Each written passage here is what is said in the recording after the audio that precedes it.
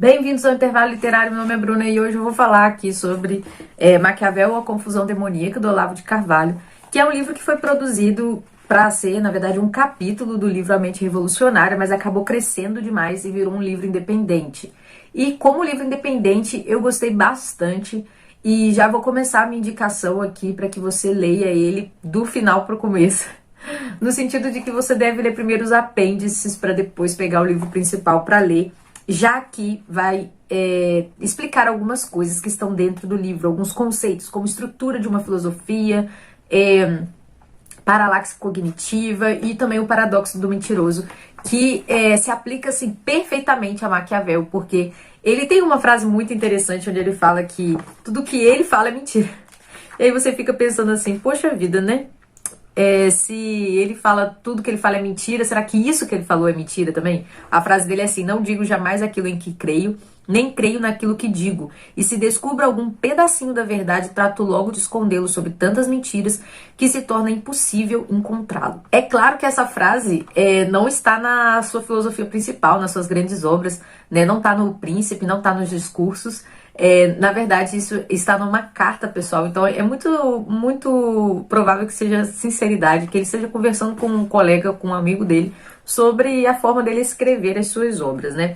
Então, o que o Olavo vai fazer nesse livro? Ele diz aqui que ele está fazendo o contrário do que um outro cara fez. Eu esqueci o nome dele. Sir Isaiah Berlin, ou Berlin, não sei. Berlin, pode ser de tudo, né? Mas ele diz o seguinte, que o Sir Isaiah ele vai dizer que esse homem, ele tentou mexer ali, né, escrever sobre como que Maquiavel influenciou outras pessoas, né, como que as interpretações possíveis de Maquiavel foram surgindo na filosofia, né? Ele tenta ali sondar o sentido da filosofia de Maquiavel pelas suas interpretações. Já o que o Olavo quer fazer é descamar esses atenuantes ou os agravantes das interpretações de Maquiavel, que eu acho difícil agravar, né, aquilo que Maquiavel falou, mas atenuar sim, né, porque você pode pegar um pedaço e atenuar todo o resto.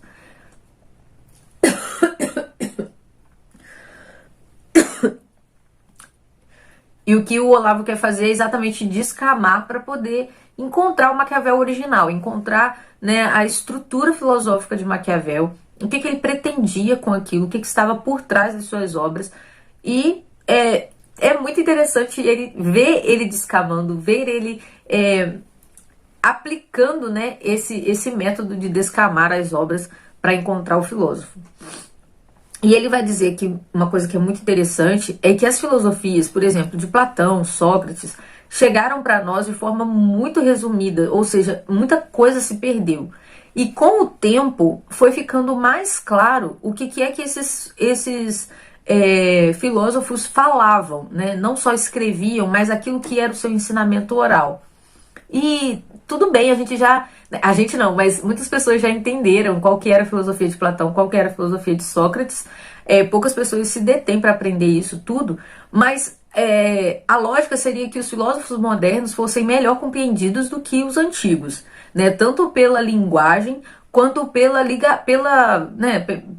infusão desse conteúdo na nossa vida de forma tão massiva, né? Pelas redes sociais, pelos livros, pelas publicações muito facilmente encontradas desses filósofos. E, na verdade, a modernidade, que vem com essa ideia de que a gente deve entender tudo, de que tudo deve ficar às claras, né, estruturados, e depois a pós-modernidade, que vem desconstruindo tudo isso, mas mesmo assim, com essa ideia de que as coisas devem estar às claras, não consegue entender um dos seus maiores, né, pensadores aí, das suas figuras mais brilhantes, assim, a gente pode dizer, que é Maquiavel. Ninguém entende direito o que ele fala. Então, aquilo que deveria estar às claras, na verdade, está embutido num discurso que ninguém entende. E isso me lembrou muito da universidade, né? Mas, gente, tudo isso que eu tô falando tá aqui no livro, tá? De alguma forma. E ele vai dizer que as interpretações contraditórias dos filósofos é meio culpa, assim, do mundo exterior, né, que vai subjetivando tudo, que vai colocando tudo em entrelinhas e tudo mais, como também da estrutura interna da filosofia daquela pessoa, porque você não sabe o que ele está tentando esconder, né? Nem sempre os filósofos colocam em suas grandes obras o real objetivo daquilo que ele fala. E é isso que acontece com Maquiavel.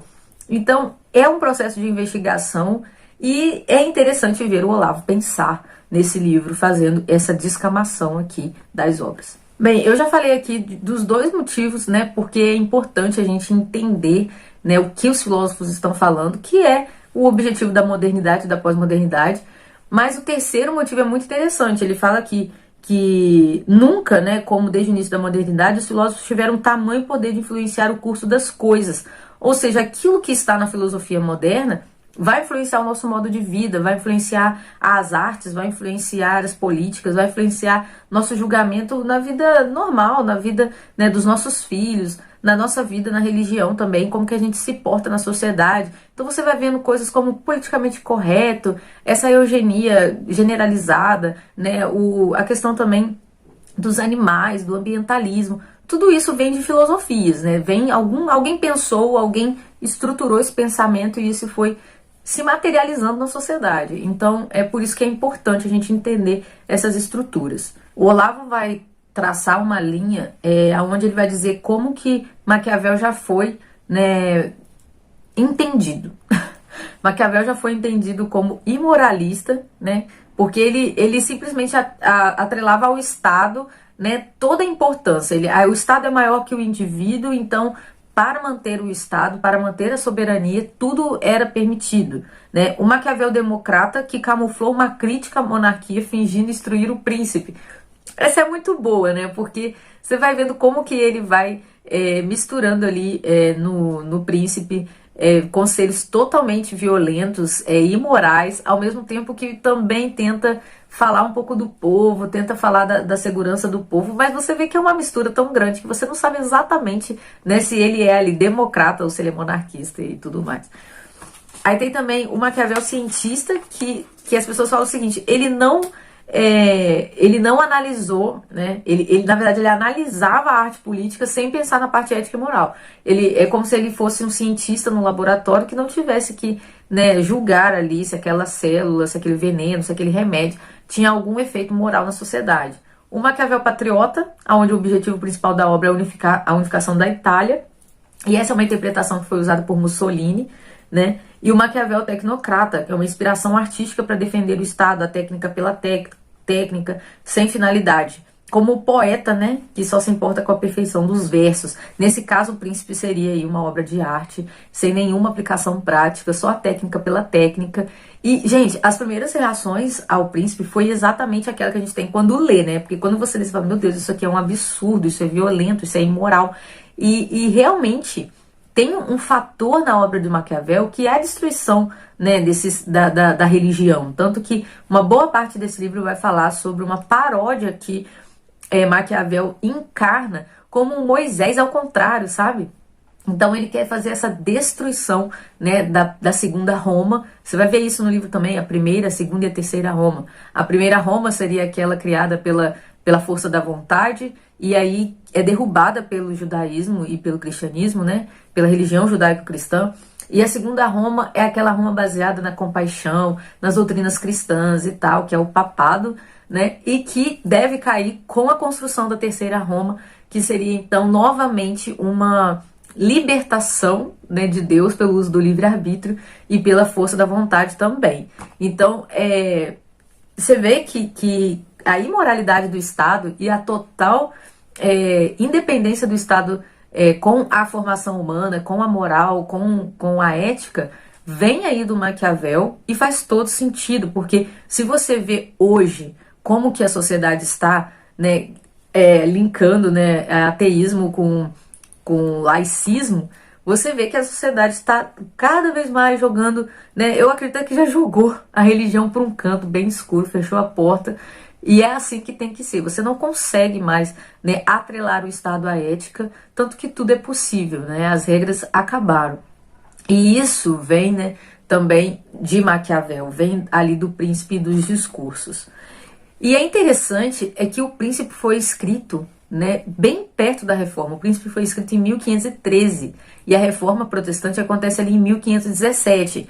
E um escritor alemão diz isso, que Martinho Lutero cooperou com Maquiavel para o crescimento do Estado. E isso, né, é óbvio, você vê a reforma dando total poder para os príncipes, tirando eles tanto do domínio ali, né, dos impérios medievais, como de Roma, né, do papado.